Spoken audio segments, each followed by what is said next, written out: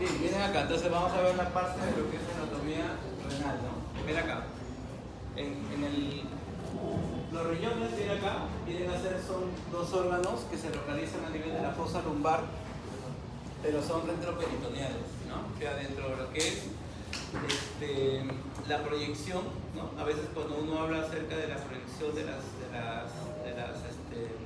las zonas abdominopélvicas, muchas veces podemos pensar de que los riñones se proyectan dentro de la región abdominopélvica, pero no están ahí, están detrás de la pared posterior, ¿no? Entonces hay que tener cuidado. Al ser retroperitoneales van a tener otras relaciones, ¿no? Pero que si van en la parte anterior, obviamente las proyecciones van a ser mediatas, no inmediatas. La palabra mediata significa que está más alejado de él. Ahora, las medidas normalmente es de 12 por 6 por 3, largo, ancho y espesor.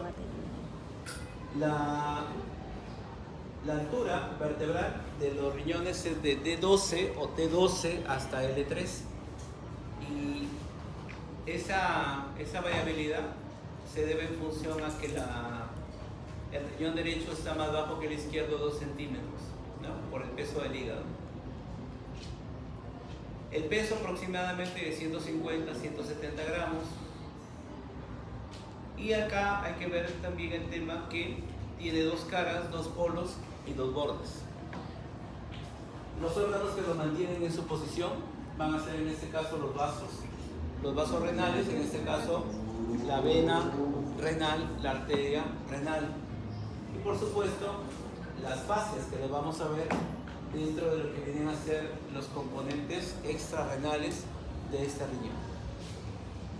Ahora, cuando observamos las caras, la cara anterior es una cara convexa, pero esta cara presenta unas dilataciones o lóbulos o abolladuras que no son otra cosa que la presencia de los lóbulos renales. Es decir, ¿qué es un lóbulo renal? Un lóbulo renal viene a ser una pirámide de Malpighi con su corteza y que se proyecta de medial a lateral. Entonces eso en un riñón se observa en la parte externa, ¿ya? Pero eso, como te decía, es para la cara anterior, porque la cara posterior es plana. El borde lateral es libre, el borde medial tiene el ilio renal. Recuerda que este ilio se caracteriza porque tiene una concavidad. Esta concavidad es obviamente una región en donde llegan los vasos. Esta cavidad se llama seno renal, y el conjunto de estructuras que se localizan acá, que son arteria renal, vena renal y pelvis renal, se llama pedículo renal. Entonces al conjunto de seno renal y pedículo se llama ilio renal. Entonces el ilio se localiza a nivel del borde medial. El polo inferior es libre, el polo superior contiene a las glándulas suprarrenales. La diferencia entre una glándula y la otra es su proyección. La glándula suprarrenal derecha es de proyección posterior, porque cuando se ven las relaciones del riñón solamente se ve una pequeña región. En cambio, la suprarrenal izquierda es anterior, es decir, la mayor parte de su base la vamos a observar en la proyección de las relaciones del riñón.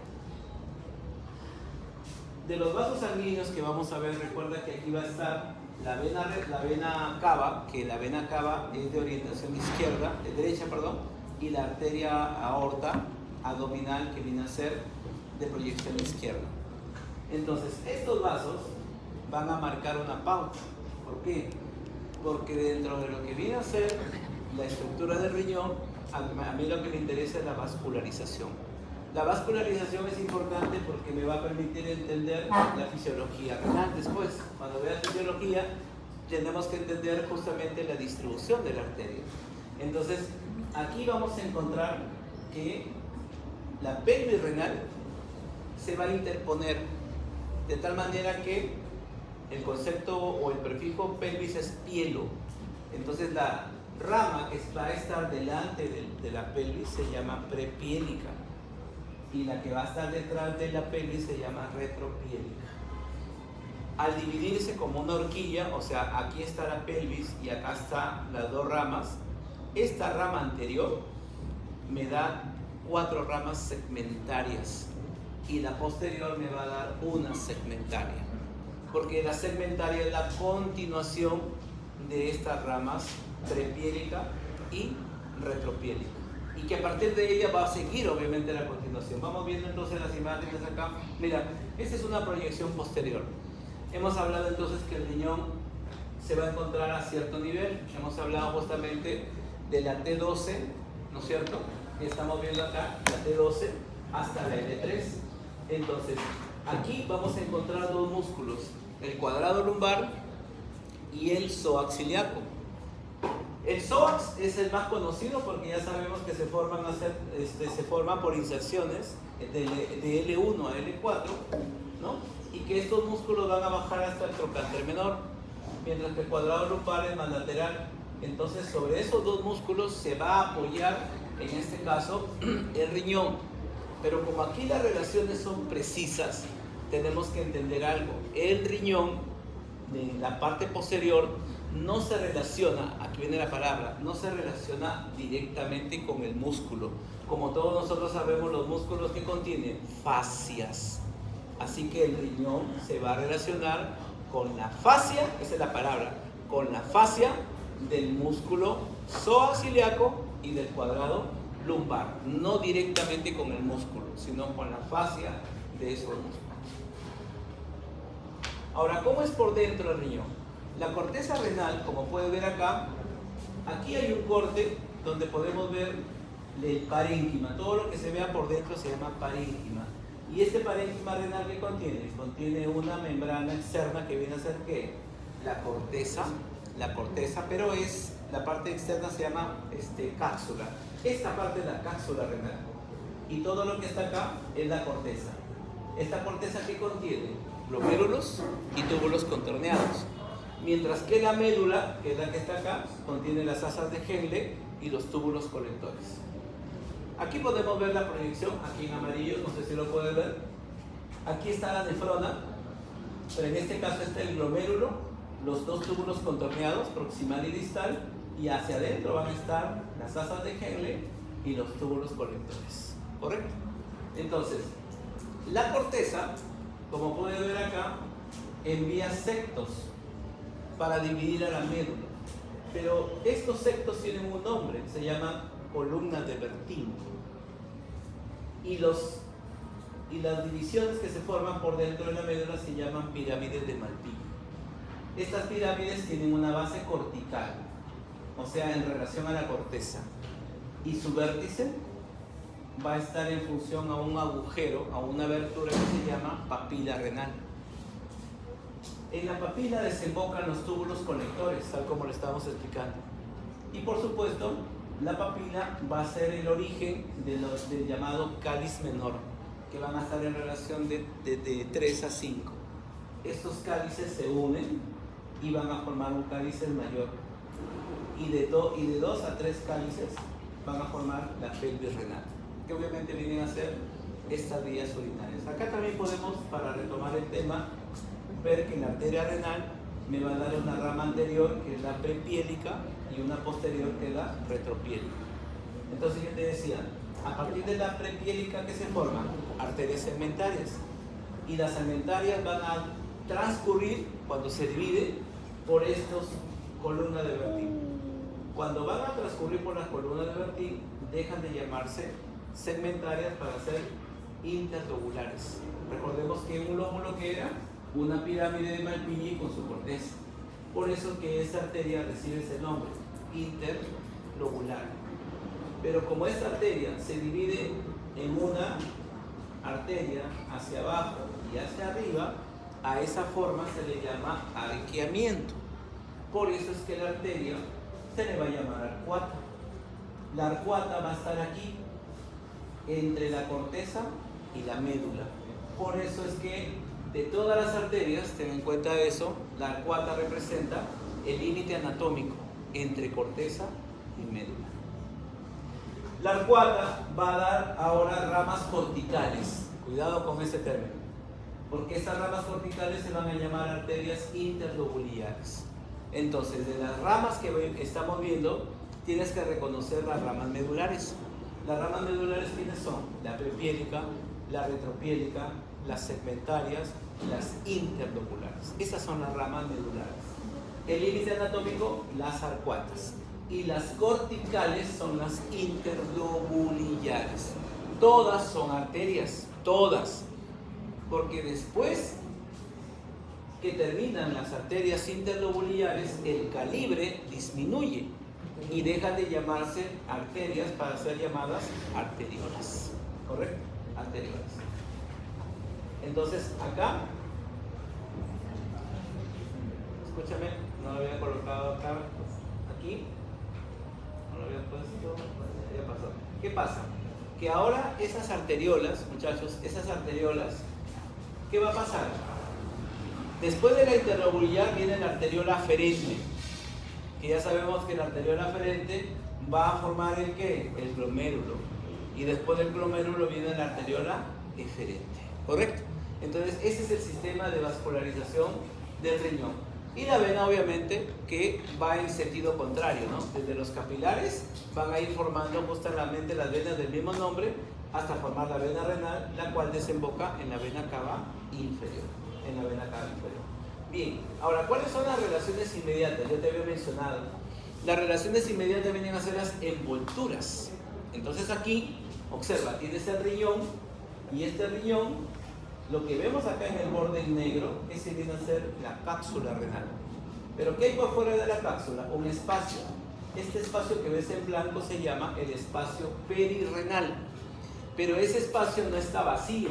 Este espacio que tiene grasa, tejido adiposo, la grasa perirrenal. Y lo que ves en rojo viene a ser, ahora sí, la fascia renal. Entonces, la relación inmediata es la fascia.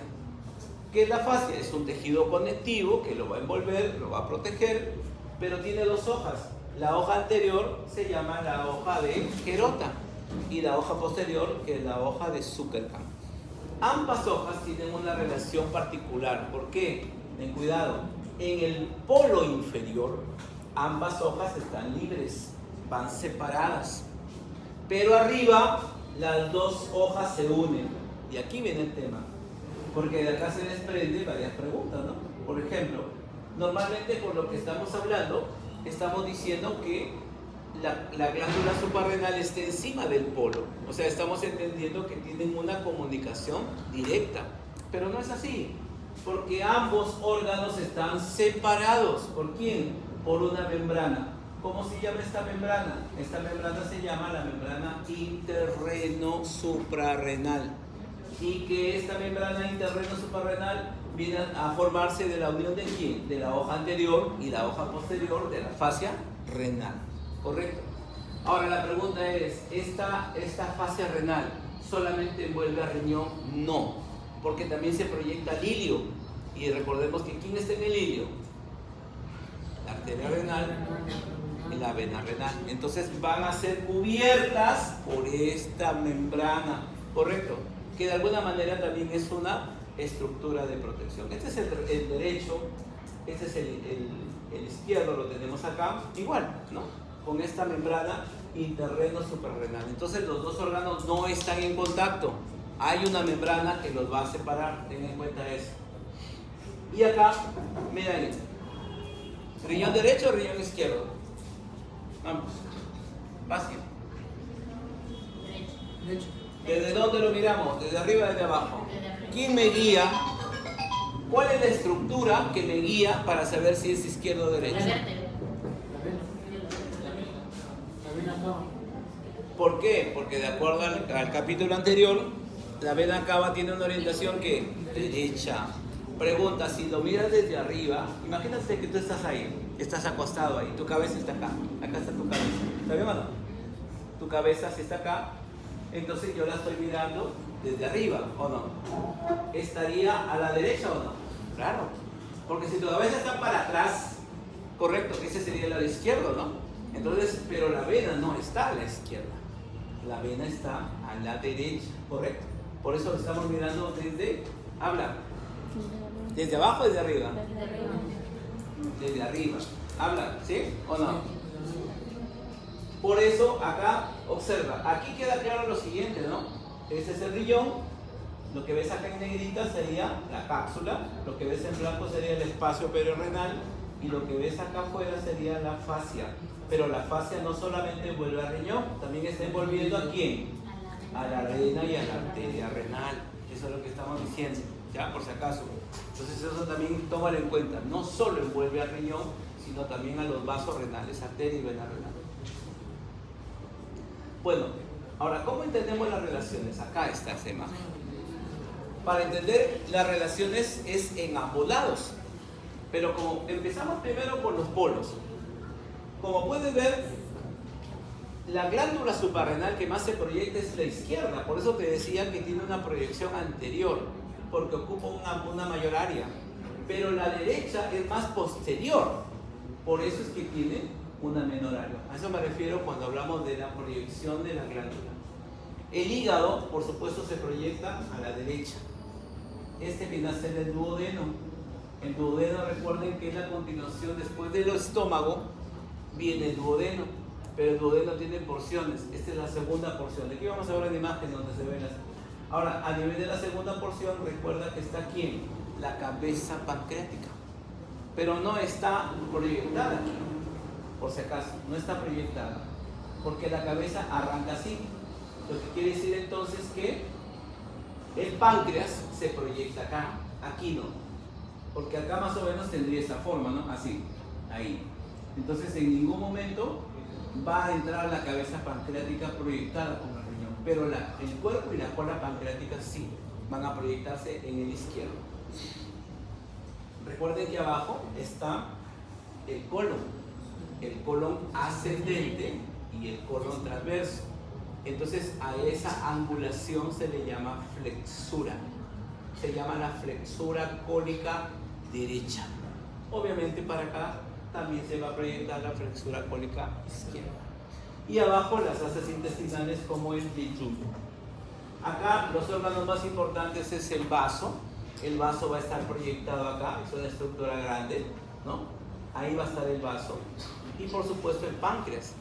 Pero el páncreas, recuerden que la cola va a ir hasta el ilio esplénico. Así como hay un ilio renal, que ahí llegan los vasos, acá también va a haber un ilio esplénico. La tercera clase es dedicada justamente a hablar sobre el vaso, ¿ya? Sobre el vaso. Bien, entonces vamos viendo otras imágenes, miren acá, aquí. Aquí podemos ver entonces, muchachos, el riñón, claramente.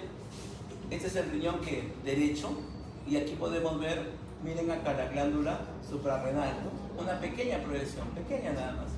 Aquí está el duodeno, lo que te decía, esta es la segunda porción del duodeno. Acá está, miren la angulación, ¿no? Colon ascendente, colon transverso. Esta es la flexura cólica. Y por supuesto, aquí pequeñito se proyectará un asa intestinal, ¿no? En el otro lado está el páncreas, como ves, desde acá, desde la segunda porción, se proyecta el páncreas hacia arriba. Y acá está, por supuesto, lo que es el cuerpo y la cola. Acá se proyecta más todavía la glándula suprarrenal derecha, esta izquierda.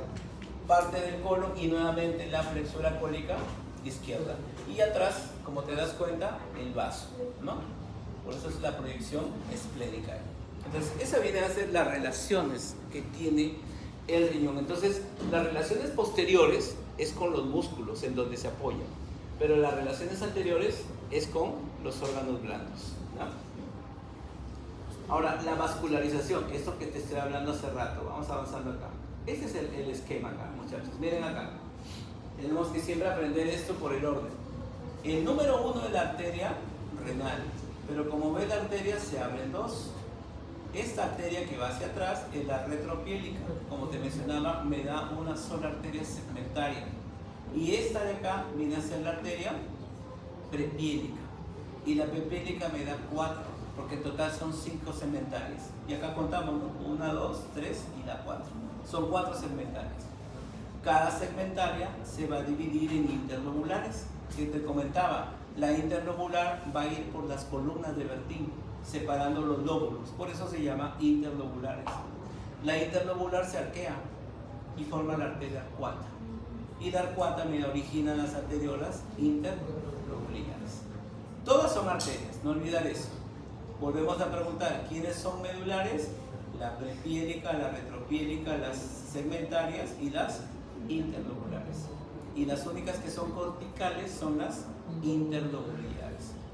Pero te dije que todo esto va a llegar ¿a dónde? A la nefrona.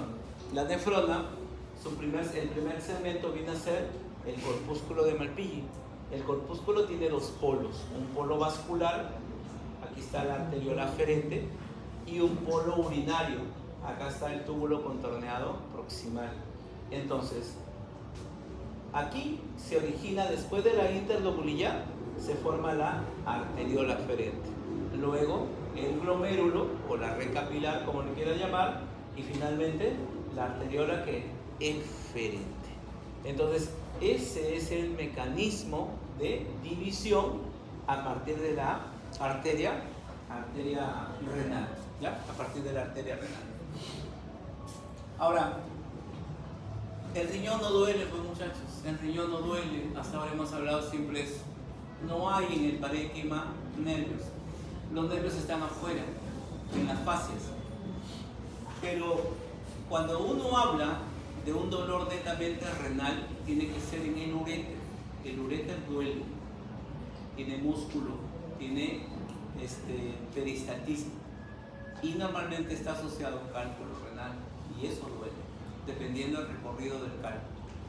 Pero un dolor que viene acá es un dolor netamente muscular, ¿sí? Si el dolor es adelante, porque si duele adelante, doctor, en la parte de la pelvis, de la parte pélvica, normalmente recuerden que los dolores en la parte pélvica, normalmente la disuria, ¿qué es disuria? Dolor para orinar. La disuria sí me hace sospechar probablemente de una infección urinaria. ¿Qué hace la infección urinaria? Irrita el uréter. El uréter duele, es lo que te decía. Pero acá normalmente son contracturas. Si te duele la fosa lumbar, ¿es una contractura muscular o es un problema articular? Cambios a nivel de la columna, por si acaso ya existen cambios. Los cambios de la columna no se producen a tu edad, se producen en la adolescencia. Entonces, si tú tienes algún grado de escoliosis, imagínate cómo te sentabas en el colegio, con tu mochila que llevabas tu casa dentro de tu mochila. Todas esas cosas, esas desviaciones de la columna en un adolescente no muestran sintomatología. Tú ves una radiografía y le vas a ver la columna desviada, pero no les duele, pues, porque ellos tienen hasta cierto grado de flexibilidad. Sin embargo, ya cuando alcanzan otra edad es donde hace repercusión y ya eso es irreversible, ¿ya? Bien, pero ¿a dónde va la inervación? La inervación, te decía, va a las fascias, ¿no? A las fascias, y va, por supuesto, ya a las vías urinarias, ¿ya? Pero, ¿y por qué hay que ver, no? Porque de alguna manera el riñón, recuerda, el riñón tiene una protección a través de la grasa perirenal, a partir de los músculos en donde se apoyan, pero la funcionalidad de estos riñones, ¿no? Porque hay que recordar que tienen una funcionalidad, lo hacen normalmente de hormonas preformadas. Es decir, hay un sistema de células que forman renina, ¿ya? Y esas reninas normalmente actúan bajo estímulos, ¿correcto? Y en esos estímulos participan ciertas acciones nerviosas. Pero vuelvo a repetir, como terminaciones libres, porque esa es la palabra, como terminaciones libres, la terminación libre es un receptor del dolor, y esas terminaciones no las encuentras dentro del parénquima. Recuerda bien eso, o sea, dentro del riñón no hay eso, ¿correcto? Pero fuera del riñón sí, porque son envolturas, y esas envolturas sí contienen fibras nerviosas, ¿ya? Bueno, el drenaje, recuerda que el riñón se recoge sangre de la parte parenquimal, o sea, dentro del parénquima. Las venas van a seguir la misma trayectoria que los vasos, la misma. Pero hay que recordar que por fuera, ¿qué tenemos? Tenemos un componente adiposo, tenemos un componente de la fascia y tenemos un componente de la cápsula. Por eso es que tenemos una vena capsular, ya sabemos que viene a ser la región superficial del riñón, y para lo que es la parte de la fascia tenemos el arco venoso. Todo este conjunto finalmente drena en la vena cava inferior, que es justamente donde termina, ¿no? La vena renal. Y por supuesto, terminamos justamente con esto, ¿no? Porque al final lo que ves en verde es el capítulo que viene, ¿no? Las vías urinarias ya es la continuación, o sea, dentro de lo que es la fisiología, y aquí viene el tema final, el riñón no solamente es para ver producción de orina, por eso decía, el principal producto de desecho del metabolismo proteico es la orina. Por eso es que una persona podrá estar estreñida una semana y no pasa nada, ¿no? Pero una persona que no orina un día es una insuficiencia renal.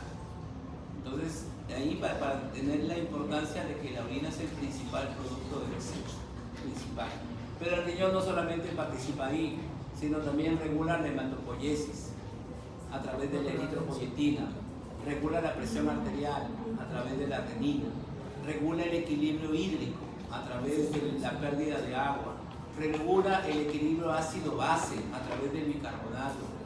Entonces, la fisiología renal es amplia, ¿no? Anatómicamente es corta, pero como fisiología es totalmente amplia, ¿no?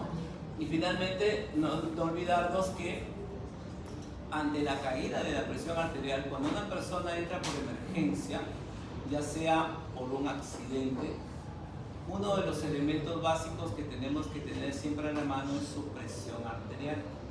Cuando la presión arterial cae, de repente por un sangrado masivo, por ejemplo, se tiene que colocar líquidos expansores que me regulen la presión, porque de no regularse el daño es irreversible y una persona con un daño renal ya termina siendo una complicación de por vida.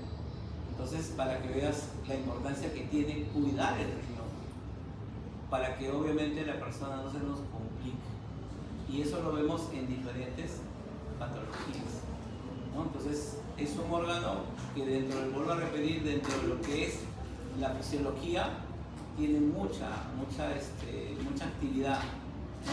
Pero que a veces no se le da la importancia de manera adecuada, ¿no? Yo le decía ahora, si nosotros tenemos un paciente y sospechamos que tiene una enfermedad renal, si es que yo no la averiguo y le vas a dar antibióticos, vas a terminar complicando, porque alguien con insuficiencia renal no puede seguir la misma dosis que una persona que no tiene insuficiencia renal. Se hace una dosis de ajuste, y si no sabes hacer una dosis de ajuste, no lo ves, no le des un tratamiento, porque eso va a terminar complicando. Lo otro, cuando sospechamos de un cáncer, ¿qué sucede? El examen básico es una tomografía con contraste, pero si la persona ya no le ha sacado una uricreatinina, ¿no?, para saber que puede evaluarse, le pueden inyectar un contraste que le termine complicando ese riñón. Entonces, para que veas todas las precauciones que tomamos respecto a esto.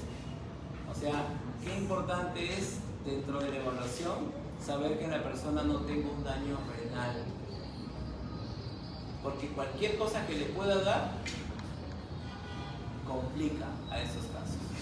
No es un manejo sencillo, ¿verdad? Y nada más. La última. A ver, desde arriba y desde abajo. Muy buen ojo.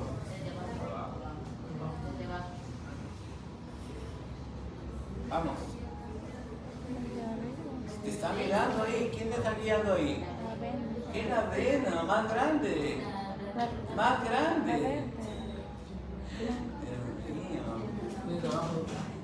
¿Quién te está guiando ahí? El hígado, pues, el hígado. Oye, pero que ya anda con el ojo de la como me pilla ya. El hígado, pues, está acá, ¿no? Acá está. Y obviamente tiene que ser desde abajo. Desde abajo.